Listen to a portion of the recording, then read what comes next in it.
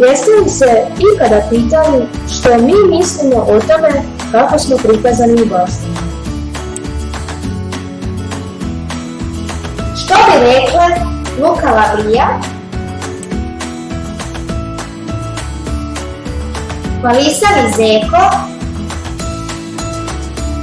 lakovi Dojani ili raspjevani pomalo neodgovorni bucvača? Kada bi znali kakvu im je višestoljetnu slavu namijenio pripovjedač basni Ezop. Nismo baš oduševljeni, samo da znaš, Ezope. Ipak ćemo poslušati. Čini se zanimljivo. Živio je u drevnoj Grčkoj u 6. stoljeću prije Krista.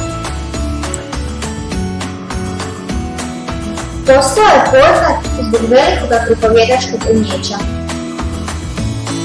Priče nije zapisivao jer je bio nepismen. Kroz likove životinja, biljaka, prirodnih pojava i bogova kritizirao je ljudske mane i pojave u društvu.